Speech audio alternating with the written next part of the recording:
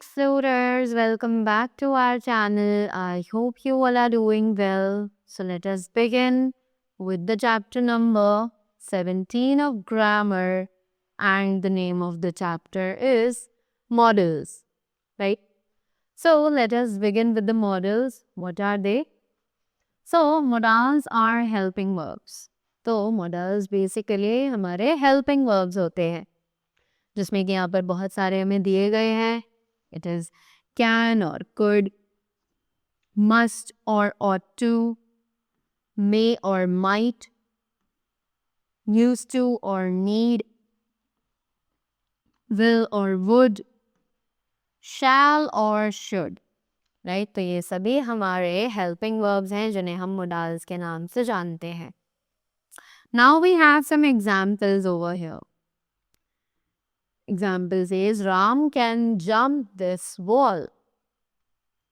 We ought to obey our parents.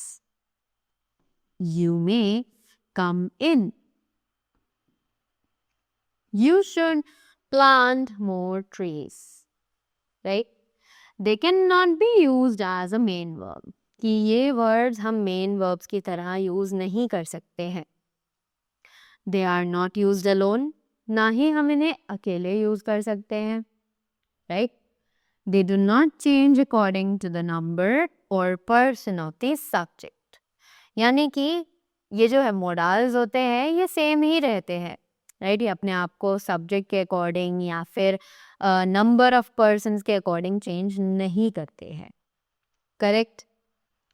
Now we have some uses of modals. तो आप जल्दी से कुछ मोडाल्स के यूजेस को पढ़ते हैं. Shall is used.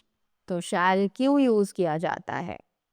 Shell is used to express simple future with I or we.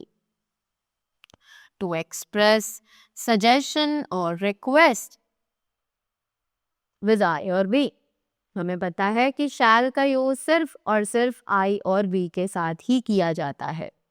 Right जब भी हमें सजेशन देना हो या फिर सिंपल फ्यूचर एक्सप्रेस करना हो तब हम shall का यूज करते हैं. In the interrogative.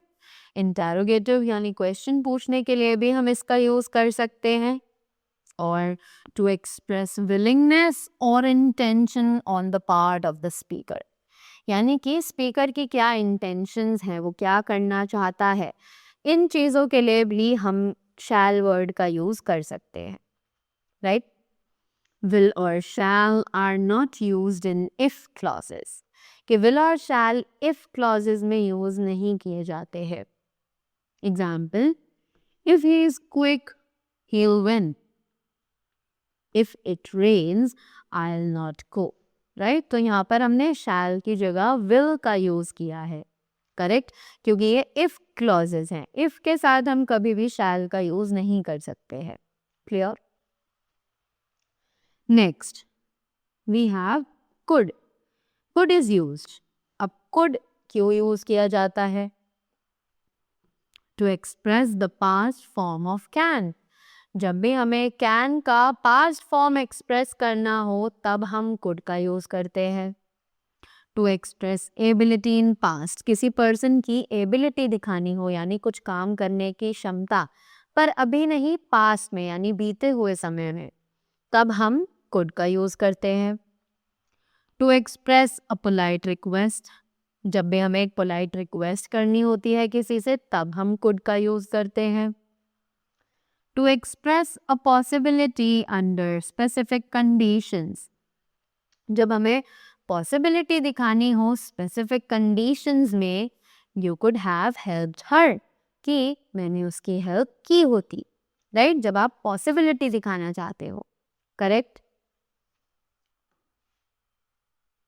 Next may is used.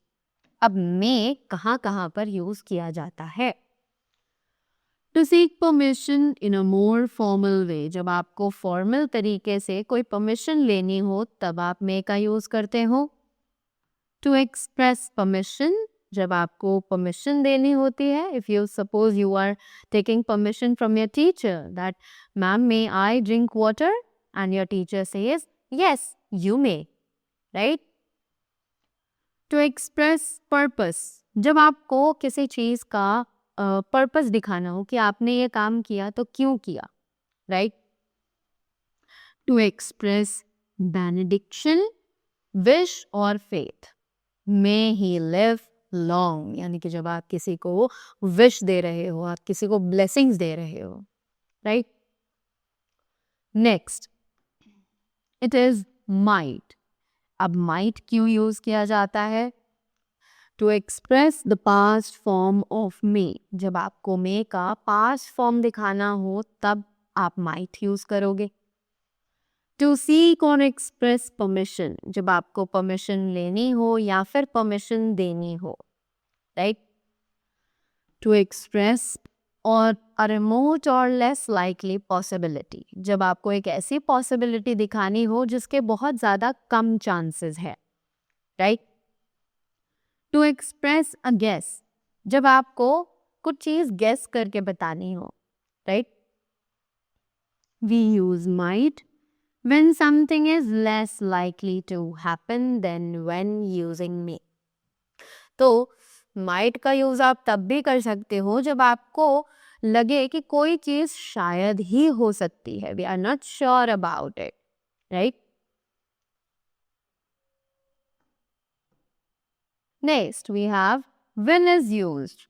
अब will क्यों यूज किया जाता है? टू एक्सप्रेस प्रिडिक्शन, जब आपको अंदाजा लगाना हो। टू मेक अ रिक्वेस्ट, जब आप किसी से कोई रिक्वेस्ट कर रहे हो। टू एक्सप्रेस इंटेंशन, जब आपको इंटेंशंस दिखानी हो, राइट। टू एक्सप्रेस डिटर्मिनेशन, जब आपको डिटर्मिनेशन एक्सप्रेस करनी हो। टू एक्सप्रेस सिंपल फ्यूचर, जब आपको आने वाले टाइम के बारे में कुछ बताना हो। टू एक्सप्रेस जनरल फैक्ट्स, जब आपको जनरल फैक्ट्स एक्सप्लेन करने हो। टू एक्सप्रेस विलिंगनेस, जब आपको किसी भी चीज को करने की विलिंगनेस, यानी कि आप कितना चाहते हो उस काम को करना, वो दिखाना हो। टू एक्सप्रेस अ थ्रेट और इम्पर्सनल कमांड, जब आपको कोई थ्रेट या फिर एक इम्पर्सनल कमांड शो करना हो। टू एक्सप्रेस प्रोबेबिलिटी, राइट, जब आपको कोई प्रोबेबिलिटी यानी कि आप कितना दिखा सकते हो कि वो काम हो सकता है, राइट, जब आपको दिखाना हो कि उस काम की कितनी पॉसिबिलिटी है तब, correct. Next, would past form of will is used. तो वुड जो है वो विल का पास्ट फॉर्म है। इसके क्या क्या यूजेस हैं, let's see. To express a wish, जब आपको कोई विश करनी हो, right.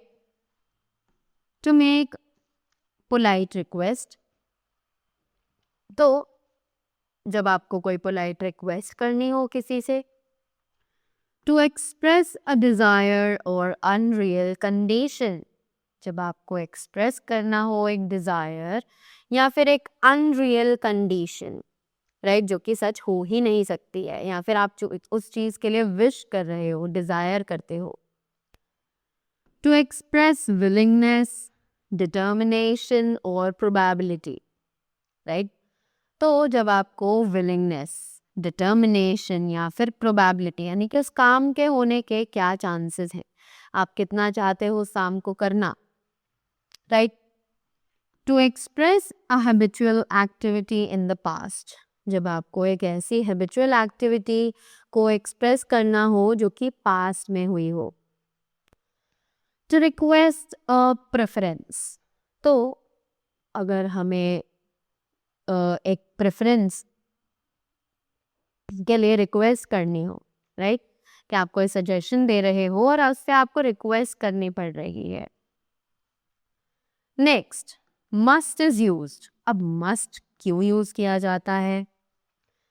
To express advise a strong determination, जब आपको एडवाइस यानी राय देनी हो या फिर एक स्ट्रॉन्ग डिटर्मिनेशन हो, right.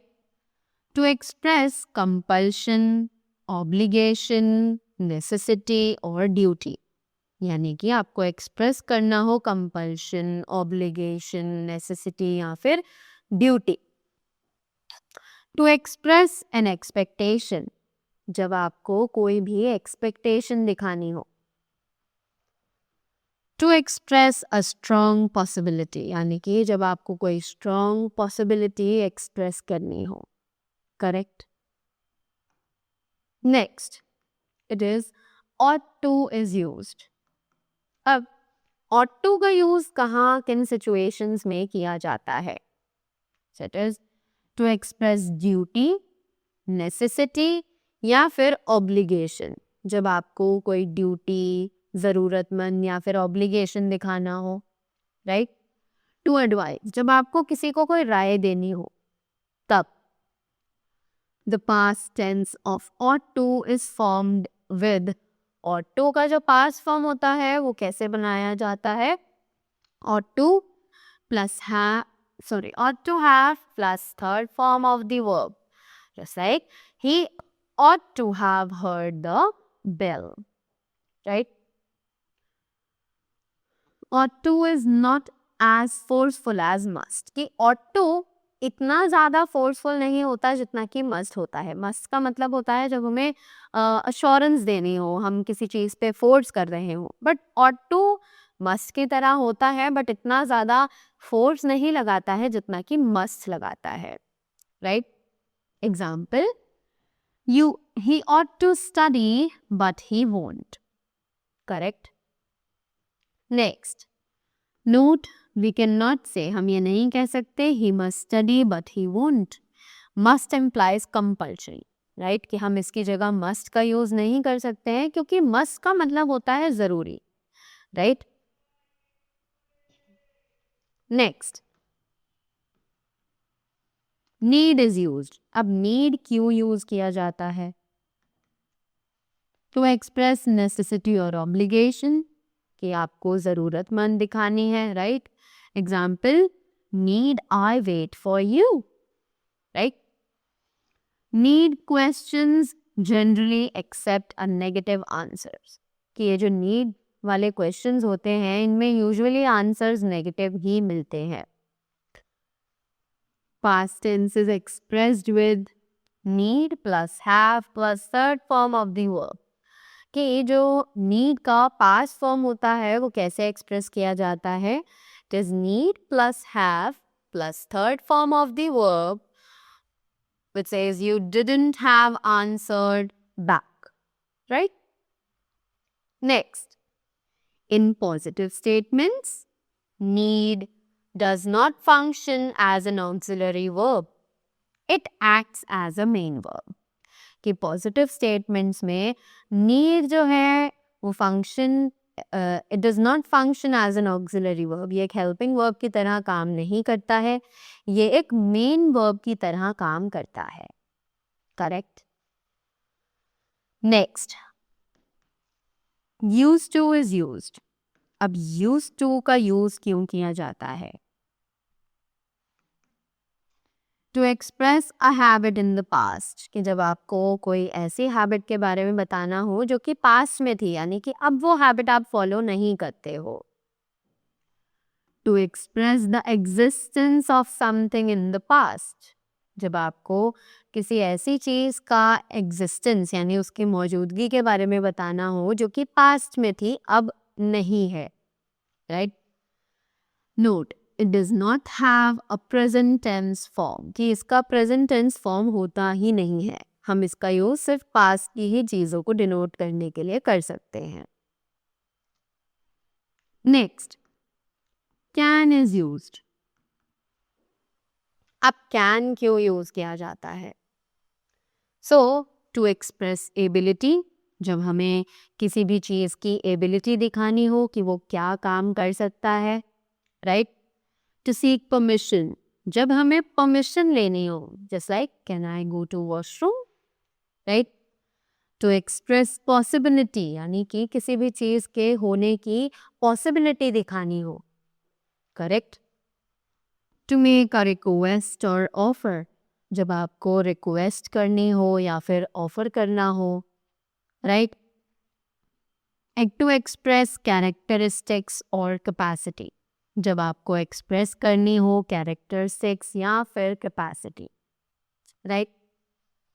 Next, should past form of shall is used.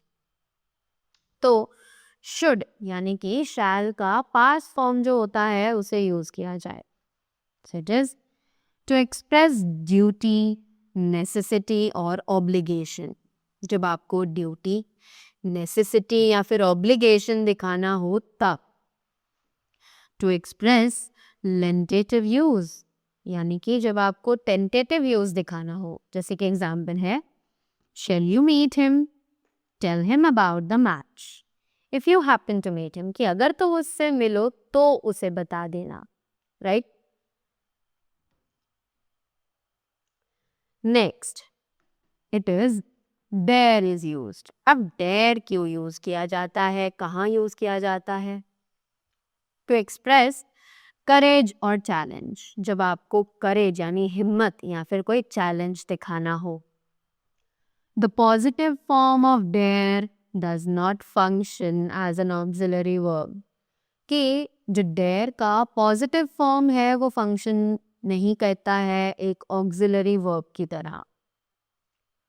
The negative form is dare not, right, कि इसका जो नेगेटिव फॉर्म होता है उसके आगे हम नॉट लगा देते हैं। Now look at the following examples. अब यहाँ पर इन्हीं सब चीज़ों के हमें कुछ एग्जाम्पल्स दिए गए हैं, जल्दी से इन्हें रीड करते हैं। Can she sing, dance and write? We can come today. Could you go there? When I was 4, I could climb walls. May I have some tea? You may become an actress. We might do this project. It is very worn out. I'll throw it away. They will never speak the truth. Would you mind if I take your motorcycle? Would you switch on the light? Shall they help you? Shall we go to the temple at 6 p.m.? We should do our work properly. The students should follow the school rules. You ought to obey elders. Right? So, that was all about the chapter. I hope you all are clear with the modals and their uses as well. So, thank you so much and do have a great day ahead.